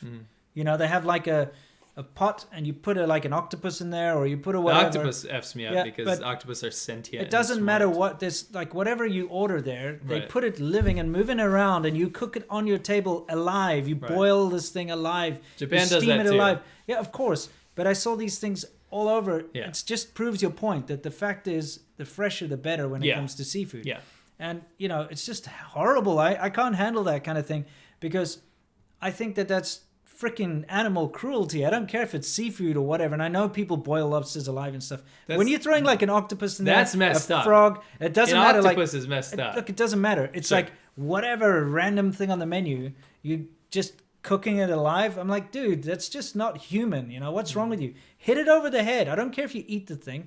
At least like put it out of its misery and then cook it. Don't cook it whilst writhing around. Sure. No, like what kind of inhuman bullshit is that, you know? Sure. Sorry, for me, that I don't like that. Yeah, I'm not gonna accept that cultural difference. Sure, no, I understand. Japan's hugely bad about that. I know they do that too. Korea. It doesn't matter. I don't accept that from them either. No, I'm just saying, you know. I'm not making excuses. My point is, I like to separate which animal it is, just based on like pain receptors and stuff. But octopus is that's evil, dude. Sure, that's really evil. Yeah, and I've seen the turtle thing, like the live turtles. They slowly cook them, and they take like a couple hours to die. Yeah, no, it's messed up, dude. It boils my blood. Yeah. Anyway. Saptarshi Sengupta again. Does face culture exist in Taiwan, Hong Kong, and Singapore? Very much so. Yes. I can't speak for Singapore, but I can speak for Taiwan. I'm pretty and sure. Hong Kong. Hong Kong less so than China. Taiwan, pretty big. It's a pretty big deal. Yeah. Jonathan Case. I showed a Chinese girl Lila Farley's music video, and she almost died laughing. That's cool. Great. That's fantastic. Magnum Beef. Y'all keep doing Lord's work, guys. Glad I was able to watch the podcast live again. Thank you. 9Girl7. Thanks for 6 years of helping me research. Sorry, just give me a second. Okay. Research about the real China for my writing. I am holding on to that book for now. I have my own stories. That's awesome. That's really cool, actually. And you're very welcome. David Pay. Preach, Winston. Yeah. Okay. Amen. Woo! All right, thanks. Kuta. It's worse than just PR. CCP has closed rural food banks and other means of subsidizing impoverished citizens as there's no official poverty. I knew this was going to happen too. There's no reasons for them to operate dire, and I knew exactly because there are small food banks, there are things that operate, and they won't be allowed to publicly operate anymore. Yeah, because it proves that they haven't beaten the poverty. Correct. So you understand how dangerous it is. We're not talking about a dick measuring competition. Sure. China didn't beat poverty, and it hurts Chinese people. Yeah, that's the people who suffer the most at the end of the day are the poor Chinese people. Yes. Yeah. Aurora Diaz says, do you think China will actually try to invade Taiwan soon? I guess it's playing off of that whole, what was it again? The 6-year estimate? Yeah, exactly. Do you actually think so? What, that they're going to invade? Yeah. No. I don't think so either. I never thought so. I mean, look, the thing is, they want Taiwan for a number of reasons. Probably the biggest reason is because they have all those chip manufacturing plants. They're the world's biggest chip manufacturer. They have an amazing culture. They still have a lot of the treasures, the so-called. They actually call Taiwan the treasure island, because when the KMT fled, they took a lot of the actual treasures from Beijing and museums and stuff. Thank God that they did, by the way, because the stuff that remained in mainland China got destroyed by Mao Zedong and his crazy, greatly backwards and cultural devolution. They actively went out and destroyed old artifacts. They burnt old scrolls. They destroyed temples. Anything that was like the old China was destroyed. So it's a good thing that they took those things. I don't think they were stolen. I think they were saved. They were rescued from mainland China. So you find a lot of the old ancient, Ming Dynasty, Qing Dynasty, all this crap in Taiwan. It's on display in museums and things. So there's a lot of the old treasures. Never mind the fact that they've just got better food and cooler everything else. But if China were to invade, they'd probably end up bombing and destroying most of that crap anyway. So it wouldn't really work out in their favor. No. So they have to try and win it by diplomacy, which is just not possible. Failing too deeply. So we'll see. We'll see what happens. They might get pushed to the point where they do it anyway, just because they want to save face or something. Sure, but it won't be accepted. No. David Pei, I missed your thing. It says there's Zhongguo and there's Zhonggong, which means like the Chinese Communist Party versus China. They're different. They are very different. Very different. Yeah. Dustin Pearson, how you doing, man? Is there a vetted, reputable organization that helps critical needs of the impoverished acting in China, national or independent, to donate to? And that's something I've had a problem with. Yeah. There are. It's usually religiously affiliated, but there are religious organizations that operate covertly within China to do that kind of stuff. At great risk. But it's great that they do that. Yeah. I know a lot of it is missionary work, which I get a lot of is conversion, but I don't mind for the most part, because at the end of the day, a lot of them are doing the necessary charity that just really can't operate in China anyway. Yeah. So it's good stuff. Yeah. I mean, if we can we got cut off. I used to donate to a village that really touched me. Mm-hmm. And I got completely cut off from them. They weren't allowed to accept money from me anymore. Right. That was a personal thing that happened. We were donating to people that we don't want to read out right now. Yeah. That you found. Yeah, absolutely. We can't donate to them anymore because of political pressure. So it's been tough. Unless you have really personal contacts. The only people I can really recommend donating to is not to do with humans, it's to do with dogs, because those guys at like No Dogs Left Behind or whatever, they're rescuing the food dogs and stuff. Yeah. But that's not answering your question. The thing is, I know those people personally, so I can vouch for them. Every charity organization in China that I've come across has at least the potential to be corrupt, where you're going to lose your money, and that's the issue. I mean, this kind of crap this whole, like, when I was growing up, it was very popular to sponsor an starving African child as well. That's all bullshit too, there's a ton of bullshit going on there. I know, because I lived in Africa, and even us growing up in South Africa, we're like bombarded with that, like, let's help a starving African child. And although they are proper, legitimate organizations, a lot of it's a bunch of bullshit, and they have like a team of people that will draw fake drawings from these kids and like just mail them out and pocket the money. But the fact that there are legitimate ones is the difference about China. Yeah, it's so difficult because it's so opaque. That's my thing. It's like you don't actually know. You don't know if the money's ever going to get there. So when we used to travel around rural China, we would often just on the sly, like slip a bit of money in their bowl or whatever and try and do things that kind of stuff. It was all personal stuff. And we've kept in contact. We donated a ton of PPE right at the beginning of the outbreak. And you guys helped out a little bit with that too. Yeah. And look what happened. So exactly. Still, but we help people. The answer to your question is, I'm sorry, we cannot give you a reliable place. Yeah, I'm sorry. Yeah. Mr. Combine, do you guys ever going back on China Uncensored? Yeah, why not? Well, we've been on the China Unscripted, not China Uncensored. And we've been on there like twice. I was on China Uncensored. Oh, yeah, you were. Yeah, sorry. The other week. He said you guys, not you. I'm still part of the guy. That's true. I'm one of the guys. Yeah. Magna Beef says Final Fantasy 14 is best Final Fantasy. Isn't that an MMO? I don't know. I played every Final Fantasy. 13 was terrible. I know that one. Except, yes, that's one of the only ones I didn't finish. I played every one except for I did play the original MMO 11. We'll have to look into it. Yeah, we'll get back to you on that one. Maybe he's trolling. Maybe he's being serious. Maybe. Chris LD, keep up the good work, guys. We're absolutely behind you. Shouts from Yorkshire, UK. Much appreciated. Jan Fauska says, sorry for being away for a while. I was lucky to see homeless poor IEs or beggars at train bus stations in towns close to Shanghai. But I'm close by how fast and far they build new metro lines, like in Hangzhou. Yeah. I mean, yeah, for sure. I mean, they do build infrastructure projects fast. That's something to be awed by, but at the same time, at what expense? Sure. You know, like sustainable growth is different than being awed at like putting a rail line up. Yeah. Sustainable growth is a very different thing. There's a reason developed countries do things slowly. Yeah. The Evo, what kind of camera would you guys bring on a motorcycle trip other than a GoPro and a drone? We've been using for the longest time Canon, not Canon, Sony. What am I saying? Sony Handycams.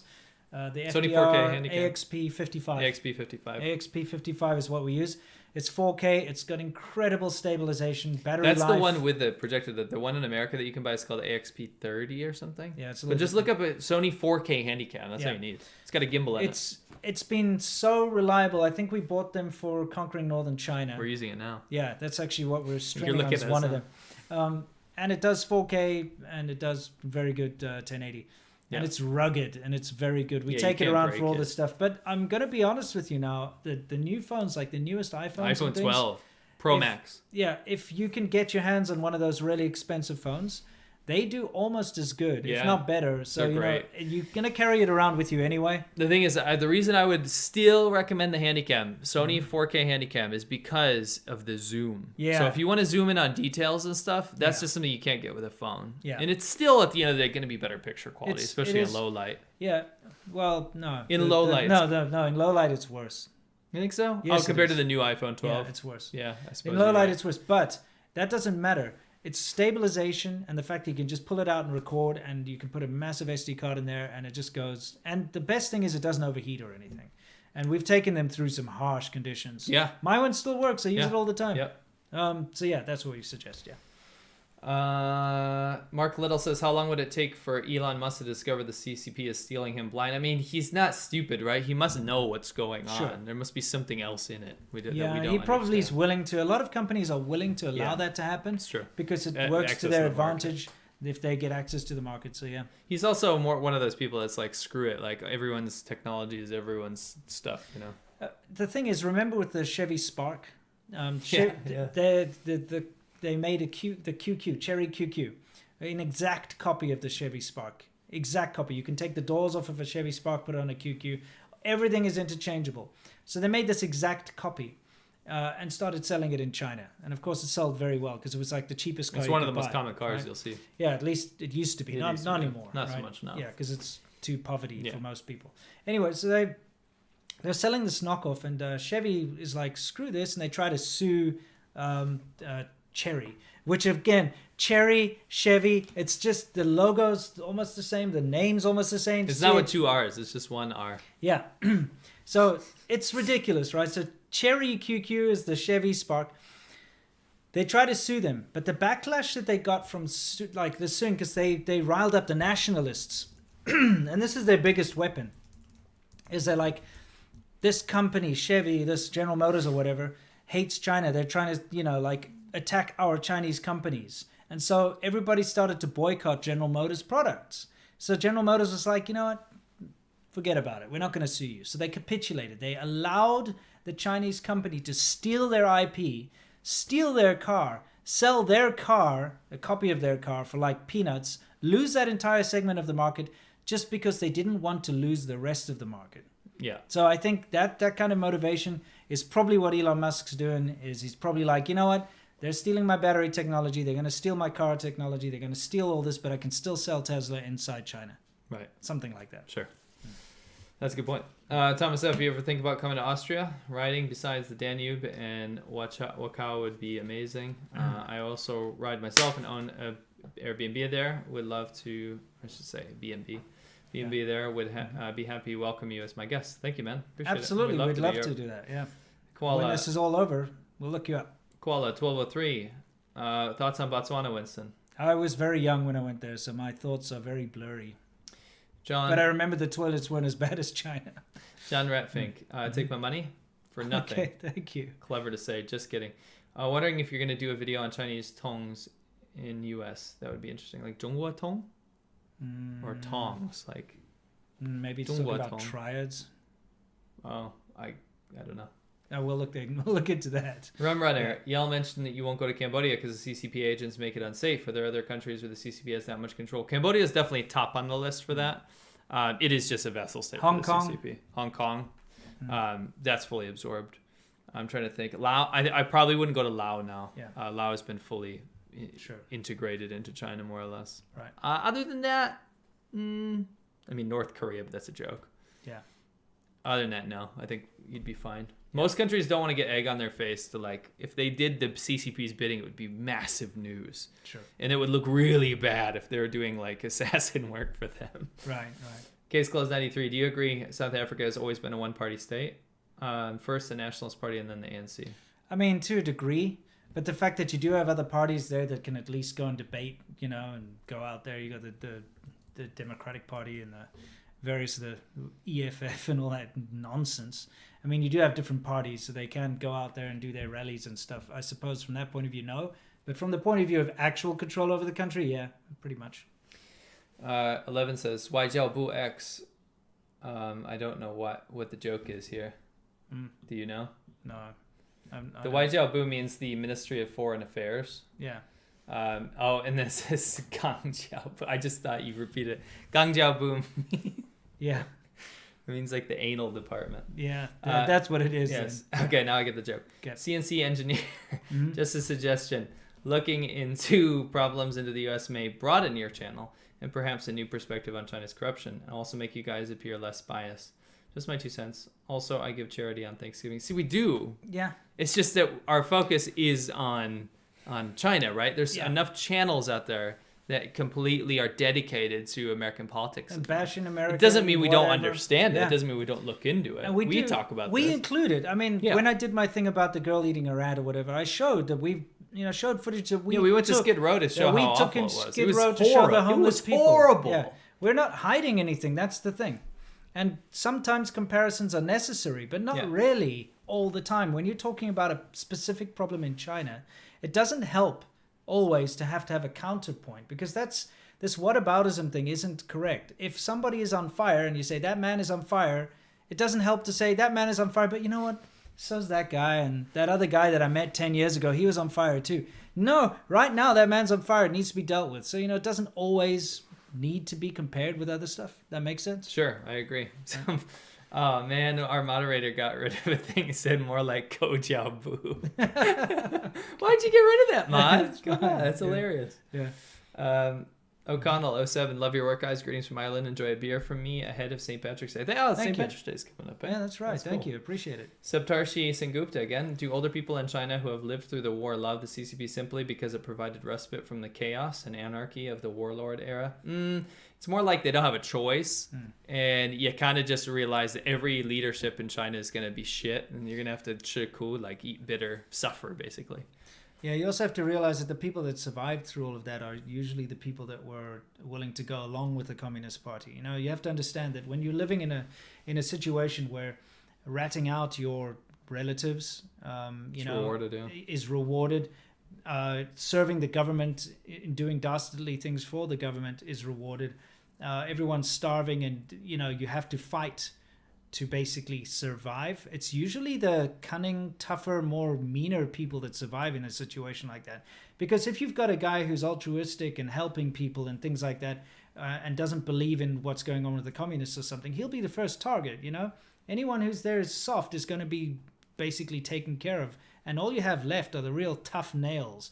And they're the people that are probably more apt to defend and agree with the Communist Party at the end of the day, because they got through that, if that makes any sense. Sure. Yeah. David Pay says we could start a movement or petition to Congress. Tom Seff says, hey, Winston, did you experience the so-called Mandela effect when living in South Africa when he died? No, I don't think I was in South Africa when he died. No. Yeah, I'm pretty sure I wasn't. When did he die anyway? Shows you how much I care about that 09 stuff. Or something? Let's see. When I'll read the next one. Canadian Greg, on a lighter note, can you discuss Vietnamese Thai food? We love Vietnamese food. I kind of like Thai food. I'm not going to say it's my favorite. He died in 2013. I'm sorry. Yeah, sorry, I wasn't there, so... No, we were both in China. Everybody was concerned there'd be a civil war when he died, but luckily it didn't transpire. Yeah. Been to both countries and love the food. You both hated on the food a few years back. Seem to have changed your mind after the Vietnam visits. I'll tell you why. I've been to Vietnam 3 times now. The first 2 times I did not have a good experience with the food, but the third time we spent most of our time in Hanoi, which is a developed city. Sure. The first time I went to Vietnam, I rode top to bottom on a 2-stroke Vietnam War era motorcycle. Obviously in very underdeveloped areas. Sure. So we were in Hanoi. There's a lot of really good food in Hanoi. Sure. Very cheap too. Thai food, I still maintain. Thai food, it's lemongrass, dude. I'll say this: Vietnamese food is better than Thai food. Yeah. Lemongrass. Yeah, lemongrass. That's what kills it. It's like lemongrass and coconut and dude. Put it in like sunscreen or something. Don't put it in food. Yeah. Yeah. I mean, coconut tastes fine, but when you mix it, especially with lemongrass, it tastes like soap. It's not good. Yeah. Lemongrass does taste like it's soap. It's lemongrass. That's what ruins Thai food for me. Yeah, me Everything too. else is fine. And like rice in a pineapple or whatever, I don't know about that, but I guess it's fine. Sure. You know? A pad Thai tastes good. Sure. Magna Beef, Totes not trolling. It's an MMO, but it's story focused one. Oh, I heard. It's supposed to be amazing. All right. It focuses on MMO length and structure for deep character and story development. We would absolutely play that. We should probably look into it, but we don't have. We use Max, unfortunately. Yeah. But anyway, we'll fix it. Linda Hunter, thank you, Linda. I always love hearing from you. Hey, fellows, Sea Milk, please comment on my observation that your hair looks like an echidna on your channel's graphic, and it absolutely does look like an echidna. I think I look like Knuckles, don't I? Thank you, Linda. Sander, CCP needs to lay off the soy sauce. Their tears are so salty. Nice, sick burn. Yeah. Marlon Rose Jones, love you guys. Keep up the good work. Thank you so much. Well, guys, that was a very, very long Q&A session. Yeah. But we very much appreciate the questions. Love answering them. Hope we've answered them properly for you. We can't wait to see you in the next one. Please stick around tomorrow. Not stick around. Please join me on my channel tomorrow, where I talk about why it's a bit of a farce to think that the world should work with China. It's about time China should work with the world. It's their turn now. Don't forget to check out Sea Milk's video that he released yesterday. It's all about the forced YouTube channels that just popped up out of nowhere where Chinese government officials are going to film happy Xinjiang people. I'm so happy. I'm a happy Uyghur. It's very terrible. Scary and weird. It's all forced, horrible stuff. We were thinking about maybe even making a small segment here on the podcast just to like play. Let's do it. We're going to play like one of these forced things, like different every time, obviously. It's short, so we'll play like a short one, and we'll break it down for you, because there's a lot of things that we noticed looking at those videos that he was looking at. For instance, the decor, the fact that they've taken people and put them in beauty spas and places like that to film them. You can tell it's a beauty spa. It's not someone's house, and they've got like picture frames on the wall that haven't even had the packaging removed off of them and stuff. There's a lot of things that we've noticed, and we've got a lot of insight. So we thought maybe we'll do a short segment. Maybe. And it helps spread awareness about the Uyghur genocide. And yeah, we might make it a segment that just includes any kind of ridiculous propaganda like that. So we'll look at that. Cool. And that's it, really. Next week you get another ADVChina on Monday, because we're doing that bi-weekly. And then Worthless Whips on Tuesday. I can't wait to see you guys in all of our channels. And hope you have a wonderful rest of your week and a great weekend and all that kind of nonsense. Yes. And until then, you know the drill as always. I'm not going to cut myself off this time. Stay